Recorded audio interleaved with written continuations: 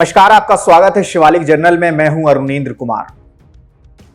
हम लगातार बुधवार से आपको एक अपडेट दे रहे हैं जो कि भटिंडा से है, भटिंडा के मिलिट्री स्टेशन से है। अब लगभग 40 घंटे से ऊपर का वक्त हो चुका है उस घटना को, जिसमें कि आपको मैं बता चुका हूं कि पहले भी कि भटिंडा जो मिलिट्री स्टेशन है उसके अंदर सुबह 4:30 बजे करीब 2 हमलावर घुसते हैं और वो बैरक में सो रहे जवानों के ऊपर फायरिंग करते हैं। इस हमले में 4 जवान जो हैं हमारे भारतीय सेना के, वो वीरगति को प्राप्त हो जाते हैं। हमलावर जो हैं वो मौकाए वारदात से फरार हो जाते हैं। चश्मदीद का कहना है कि वो जो हमलावर थे वो सफेद कुर्ते में थे, उनका मुंह ढका हुआ था, एक के हाथ में कुल्हाड़ी थी, दूसरे के हाथ में राइफल थी। अब सबसे बड़ी बात यह है कि आखिरकार इतने बड़े कांड को अंजाम देने के बाद, इतनी बड़ी घटना को अंजाम देने के बाद, और वो भी ऐसे अति संवेदनशील इलाके में ऐसी घटना को अंजाम देने के बाद, आखिरकार हमलावर गए कहां? हमलावरों को जमीन निकल गई या आसमान खा गया, ये नहीं पता चल रहा है। क्योंकि जिस तरीके से देखा जा रहा है इस पूरे केस को, एक तरफ तो सेना कह रही है कि ये कोई टेरर एंगल नहीं है इसमें, यानी कि ये कोई आतंकी हमला नहीं है। तो ये हमला आतंकी नहीं है तो ये क्या है? किस तरीके के हमला इसको माना जाना चाहिए? जिस तरीके से आर्मी ने पहले कहा कि ये हमारा इंटरनल मैटर है, अगर ये इंटरनल मैटर है तो फिर किसी सेना के जवान ने ही अपने साथी जवान पर यह हमला किया होगा, तो वो जवान क्यों नहीं मिले अभी तक? ये दूसरा सवाल है। अगर कोई बाहर से सेना का, जैसे अगर बताया गया कि सिविल ड्रेस में थे हमलावर और कहीं बाहर से आए थे या जंगल के रास्ते से आए थे, अगर कोई बाहर से आया तो सुरक्षा में इतनी बड़ी चूक कैसे हुई?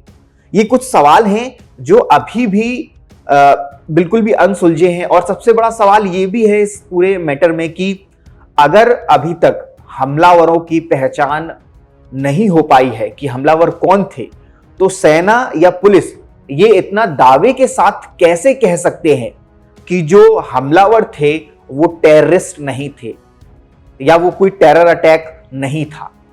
बहुत बहुत बहुत आम सी बात है, किसी भी एक साधारण आदमी के दिमाग में भी ये बात जाएगी कि क्यों, अगर आर्मी इसे टेरर अटैक नहीं कह रही है, आर्मी इसे कोई बाहरी वो नहीं कह रही है, तो जो हमलावर थे वो कौन थे, आखिर आए कहां से थे, और सबसे बड़ा सवाल वो गए कहां? क्योंकि आर्मी का दायरा जो होता है वो बहुत सीमित होता है। अगर आर्मी जो जवान है, जो ड्यूटी पर जो लोग हैं, इतने बड़े हमले को अंजाम देने के बाद कोई भी होगा तो बच करके आर्मी एरिया से तो नहीं निकल सकता। सबसे बड़ी बात यह है कि एक तरफ ये भी कहा जा रहा है कि इसमें जो है फैक्ट्री साइड का मामला बताया जा रहा है। अब फैक्ट्री साइड क्या होता है? फैक्ट्री साइड मतलब होता है कि हिंदी में अगर कहूं तो भ्रातृ हत्या कहा जाता है फैक्ट्री साइड को। मतलब इसमें ऐसा कहा जाता है, ये टर्म होता है जिसमें कहा गया है कि कोई जवान गुस्से में आकर के, द्वेष में आकर के किसी कारणवश जो है अपने ही साथी जवानों की जब वो जान ले लेता है तो उसे फैक्ट्री साइड का मामला कहा जाता है। लेकिन यहां पर फैक्ट्री साइड का मामला भी नहीं समझ में आ रहा है, क्योंकि ना तो हमलावरों की पहचान हुई है कि वो आर्मी के जवान थे, सिविलियन थे, आतंकवादी थे, कौन थे, अभी तक ये बात पता ही नहीं चली है। दूसरी बात यह है कि इस पूरे घटनाक्रम के बाद जो सबसे बड़ा हमारे 4 जवानों का जो नुकसान हुआ, हमारे 4 जवान जो इस दर्दनाक और इस विभत्स हादसे में जो है जान गंवाई जिन्होंने, वो तो हमारे लिए एक नुकसान था ही। लेकिन सबसे बड़ा नुकसान इस टाइम जो हो रहा है इस केस की वजह से, वो ये है कि आर्मी की जो छवि है उस पर कहीं ना कहीं ये एक मामला, ये एक वारदात कहीं ना कहीं उस पर डैमेज कर रही है, कोई माने या ना माने। क्योंकि भारतीय सेना के अंदर इस तरीके का हमला होना और इस तरीके से हमलावर ना पकड़े जाना, उनका गायब होना, लगातार 2 दिन का वक्त हो गया है लगभग, उसके बावजूद भी उनका पता ना लग पाना, ना ही उनका कोई सुराग ढूंढ पाना, और उसके अगले ही दिन एक और जवान की एक्सीडेंटल मौत दिखाई जाना, ये सभी जो कड़ियां हैं, कहीं ना कहीं ये सभी जो चीजें हैं वो इंडियन आर्मी की छवि को डेंट कर रही हैं, कोई माने या ना माने। क्योंकि भारत में भारतीय सेना का मतलब होता है विश्वास, भारतीय सेना का मतलब होता है सुरक्षा। भारतीय सेना का मतलब यह होता है कि अगर वो खड़े हैं तो मतलब हम बिल्कुल सुरक्षित हैं, हम चैन की नींद सो सकते हैं।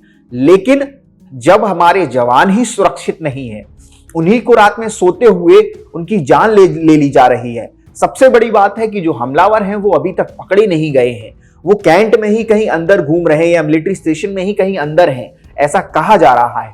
अगर वो अंदर हैं तो वो और भी जवानों पर हमला कर सकते हैं। ऐसे में दूसरे जवानों की सुरक्षा का भी चिंता हो रही है इस टाइम। तो ये कहीं ना कहीं ये सारी चीजें जो मिलकर के हो रही हैं वो कहीं ना कहीं भारतीय सेना की छवि को कहीं ना कहीं बिगाड़ रही हैं, कहीं ना कहीं एक अविश्वास पैदा कर रही हैं लोगों के अंदर, जो लोग सेना पर पूरी तरीके से भरोसा करते हैं। हम ऐसा नहीं कह रहे कि सेना पर अभी भी हमें भरोसा नहीं, हमें अभी भी 100% सेना पे भरोसा है। लेकिन बहुत से ऐसे लोग होंगे जिनके मन में ऐसे सवाल उठ रहे होंगे कि आखिर जो भटिंडा मिलिट्री स्टेशन है उसके अंदर चल क्या रहा है, क्योंकि कुछ भी चीजें साफ साफ आपको नजर नहीं आती होंगी। क्योंकि देखिए घटनाक्रम कुछ इस तरीके से है कि अगर ये प्लान्ड हमला नहीं था तो ये क्या था, ऐसा भी सवाल उठ रहा है। क्योंकि अगर ये जैसा कि कहा गया जांच में कि ये कोई प्लान्ड हमला नहीं था या कुछ भी नहीं था, तो उसमें ये भी कहा जा रहा है कि किस तरीके से 2 दिन पहले एक राइफल जो है इंसास वो चोरी होती है, 28 जो राउंड होते हैं, कारतूस होते हैं, वो चोरी होते हैं, और उसके बाद ये हमला होता है। इंसास राइफल की ही गोलियां जो होती हैं वो भी मिलती हैं मौकाए वारदात से, उसे उस इंसास राइफल को भी बरामद कर लिया जाता है बाद में, जिसे कि फॉरेंसिक टेस्ट के लिए भेजा गया है। वहां से ये निकल करके सामने आएगा कि वाकई में इसी बंदूक से या इसी इंसास राइफल से गोलियां चली थी कि नहीं। लेकिन वहां पर सबसे बड़ा सवाल ये भी उठता है कि अगर ये वेरी वेल प्लान्ड इस केस को ना कहा जाए तो क्या कहा जाए इस हमले को। क्योंकि आप खुद सोचिए, एक राइफल चोरी होती है, फिर उसके 2 दिन बाद हमला होता है, उसके बाद हमलावर बच करके साफ साफ निकल जाते हैं, अभी तक उनका कोई सुराग नहीं मिलता है। तो कहीं ना कहीं या तो ये बहुत बड़ा कोई आतंकी हमला है जिसे बहुत ही तरीके से प्लान किया गया है, या तो कुछ ऐसा है जो सेना का इंटरनल कोई ऐसा मसला है जिसे सेना बाहर नहीं लाना चाहती है। लेकिन सवाल जब जवानों की मौत का हो तो हर देशवासी को ये जानने का अधिकार है कि उसके देश के जवानों के साथ आखिरकार हो क्या रहा है। और इस बात से कभी भी सेना के ऊपर कोई सवाल नहीं खड़ा कर रहा है, और ना ही सेना की क्षमता पर कोई सवाल खड़े कर रहा है, ना ही सेना क्या कर सकती है उसके ऊपर कोई सवाल खड़े कर रहा है। यह सिर्फ एक सिंपल सा सवाल है। एक देशवासी होने के नाते, एक भारत का नागरिक होने के नाते उसे जानने का अधिकार है कि आखिरकार उसके जवानों के साथ जो उसकी सुरक्षा करते हैं, जो सरहदों की सुरक्षा करते हैं, उनके साथ आखिरकार इतना बड़ा जो ये हुआ, गोली कांड हुआ और उसमें उनकी जान गई, तो आखिरकार ऐसा क्या है जिसकी वजह से सेना जो है वो इस पूरे मामले को जो है वो इसको सुलझा नहीं पा रही है, या पुलिस इस मामले को सुलझा नहीं पा रही है। अब देखिए कहीं ना कहीं कुछ जगहों पर एक तरीके से आपको साफ साफ चूक दिखाई देगी हर तरफ से। जिस तरीके से कहा गया कि जो राइफल थी वो 2 दिन पहले गायब हुई थी, लेकिन उसकी रिपोर्ट जो है मंगलवार को दर्ज कराई गई। मतलब 2 दिन का वक्त लगा इतने बड़ी घटना होने के बाद। मतलब राइफल चोरी हुई थी, आर्मी की एक इंसास राइफल चोरी हुई थी, उसकी चोरी की रिपोर्ट कराने में 2 दिन का समय क्यों लगा। सबसे बड़ी बात यहां पर यह खटक रही है कि आखिर ऐसा क्यों हुआ कि 2 दिन, लगभग 48 घंटे बाद उसकी राइफल की चोरी होने की रिपोर्ट क्यों लिखाई गई। दूसरी बात यह थी कि जिस दिन गोली चली, जिस दिन ये फायरिंग वाला केस हुआ, जिस दिन जवानों की हत्या हुई, वो सुबह 4:30 बजे करीब हुई थी। लेकिन उस घटना की भी FIR जो है वो लगभग 3 बजे लिखाई गई। पुलिस डायरी में वो दर्ज 3:03 पर है। अब आप खुद सोचिए कि सुबह 4:30 बजे का कोई मामला है, उसे सीधा 12 घंटे बाद, लगभग 11 घंटे बाद उसके लिए रिपोर्ट लिखाई जा रही। मतलब इतना वक्त, ये कोई असाधारण वक्त नहीं था, ये एक असाधारण टाइम था जो लगा FIR दर्ज कराने में। कई सारी ऐसी चीजें हैं जो अभी तक बिल्कुल भी किसी के भी पल्ले नहीं पड़ रही हैं। कई सारे सवाल ऐसे हैं जो अभी तक किसी की भी समझ में नहीं आ रहे हैं। हर कोई ये जानना चाहता है कि भाई क्या हुआ इस मामले में, कौन थे वो हत्यारे, क्या वो सेना से थे, क्या वो बाहर से थे, कौन थे। मतलब सबसे बड़ा सवाल तो यही है, क्योंकि ये होना भी चाहिए ये सवाल। अगर वो सेना से नहीं थे तो वो आतंकवादी थे, और अगर वो आतंकवादी नहीं थे तो आखिर कौन थे वो? क्योंकि इतने बड़े, इतनी सेंसिटिव जो भटिंडा मिलिट्री स्टेशन है, मैं आपको बता दूं, वो पाकिस्तान बॉर्डर से महज 150 किलोमीटर दूर है।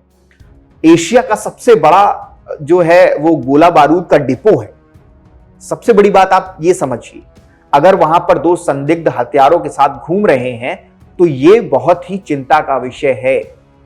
क्योंकि अगर कोई संदिग्ध सेना के सोते हुए जवानों के, जहां वो सो रहे थे, उस बैरक तक पहुंच सकते हैं, तो वो कहीं तक भी एक्सेस उन्हें होगा। फिर तो वो कहीं भी पहुंच सकते थे, वो उस जगह तक भी पहुंच सकते थे, वो किसी अधिकारी के पास भी पहुंच सकते थे, बड़े, वो किसी फैमिली जो वहां पर क्वार्टर्स में लोग रहते हैं उन तक भी पहुंच सकते थे। वो किसी के भी पास पहुंच सकते हैं और किसी को भी नुकसान पहुंचा सकते हैं। यहां सबसे बड़ा बात यह है, जो हमने अपने जवानों को खोया उसे तो अब हम वापस नहीं ला सकते, लेकिन अभी भी हमें चिंता बनी हुई है उन जवानों की फैमिलीज की जो अंदर हैं अभी। हालांकि अभी ये निर्देश दे दिए गए हैं कि सभी अपने अपने घरों में ही रहेंगे, स्कूल्स बंद कर दिए गए हैं, अस्पताल जो हैं उनमें बंद कर दिए गए, सारी चीजें जो भी पब्लिक प्लेसेस वाली जगहें थी वो सारी बंद कर दी गई हैं, किसी की आवाजाही पर रोक लगा दी गई है। इसके बावजूद भी जो कैंप होता है उसमें कई जगहों पर सीसीटीवी कैमरेज होते हैं, लगभग हर जगह वहां पर सीसीटीवी कैमरा होते हैं। तो इतना मुश्किल कैसे हो रहा है उन्हें पकड़ना, सबसे बड़ी बात यह है। इतना भी बड़ा कोई मतलब कैंट, हम मानते हैं कैंट बहुत बड़ा इलाका होता है, लेकिन सेना के लिए ऐसे हमलावरों को ढूंढ निकालना भी कोई बहुत बड़ी चीज नहीं है। इसीलिए लोग कह रहे हैं कि कहीं ना कहीं इसमें कहीं पर कुछ तो है ऐसा जो कि बाहर नहीं निकलने दिया जा रहा है इस मैटर से, जो कि ना को पुलिस को बताया जा रहा है। ये कहीं ना कहीं सेना और सेना के जो अधिकारी हैं या सेना के जो और लोग जो हैं वो इस मैटर को बाहर नहीं आने देना चाहते हैं। अब वो किस वजह से नहीं आने देना चाहते हैं ये किसी को नहीं पता चल रहा है। सेना के आला अधिकारी अभी गए थे घटना स्थल पर, उन्होंने जांच की। पुलिस ने भी दोबारा, जो प्रत्यक्षदर्शी था, जो एक जवान था जिसने ये सब देखा था, मतलब ये सब उसने जब गोली चलने के बाद जो सबसे पहले वहां पहुंचा था, उसने जो देखा था, उससे भी दोबारा जांच हो रही है, उससे भी दोबारा बातचीत हो रही है कि आखिरकार उसने क्या देखा। उसने भी यही बताया कि दो लोग सादे कपड़ों में, मुंह पर मास्क पहने हुए थे, मुंह को ढका हुआ था, एक के हाथ में कुल्हाड़ी थी, एक के हाथ में राइफल थी, और उन्होंने जो है फायरिंग की। 4 जवान जिसमें इसमें जो है शहीद हुए। इस तरीके से उसने फिर से वही अपना घटनाक्रम दोहराया है। लेकिन इन सारी चीजों में कहीं ना कहीं ये कहने वाली बात है कि किस तरीके से सेना और उसकी जो जांच है या पुलिस है उसकी जो जांच है, उस पर कहीं ना कहीं ये सब सवालों के इस वक्त तो घेरे में है। क्योंकि ये कोई अभी पहली, ये जो 4 जवान हुए हैं, इसके बाद अगले दिन एक जवान ने और कह रहे हैं वो एक्सीडेंटल जिसकी मौत हो गई, जिस जवान की कह रहे हैं कि गलती से उसकी गोली, उसी की राइफल से गोली चल गई और उसको लग गई। इससे पहले भी ऐसा दावा किया गया कि एक जवान की जो लाश है वो जंगल में संदिग्ध हालत में मिली थी। सेना ने इस पर कोई स्पष्टीकरण नहीं दिया, किसी अधिकारी ने इस पर कोई स्पष्टीकरण नहीं दिया है, लेकिन तमाम जो चीजें बाहर निकल के आ रही हैं वो यही इशारा कर रही हैं कि कहीं ना कहीं कुछ तो गड़बड़ है, और वो क्या है ये अभी तक किसी को नहीं पता है। या तो ये रक्षा मंत्रालय को पता है या तो ये सेना के अधिकारियों को पता है। यहां तक कि बहुत सारे ऐसे कमेंट्स भी आए आप लोगों के, जो लोग वहां कैंट में हैं उन लोगों ने भी कमेंट किया कि अभी तक किसी को भी कुछ नहीं पता चल पा रहा है, जो अंदर है उनको भी नहीं पता चल पा रहा है कि आखिर चल क्या रहा है। तो आप सोचिए कितना ज्यादा गोपनीय रखा गया है इस पूरे मैटर को। कहीं ना कहीं इसमें कुछ तो ऐसा है। अगर इसमें कोई सेना के जवान या अधिकारी इन्वॉल्व हैं इस घटना में, उनको या तो बचाने की कोशिश की जा रही है, सीधी सी बात है, और अगर नहीं है तो, और जो बाहरी हैं तो उनको फिर सेना ये सोच रही है कि पहले पकड़ लें, उसके बाद सारे तथ्यों को सामने रखा जाए। यही 2 बातें हो सकती हैं, और इससे ज्यादा मुझे नहीं लगता कि इसमें कुछ होगा। आप क्या कहते हैं इस पूरे मामले पर, हमें कमेंट सेक्शन में जरूर बताइएगा। जय हिंद, जय भारत।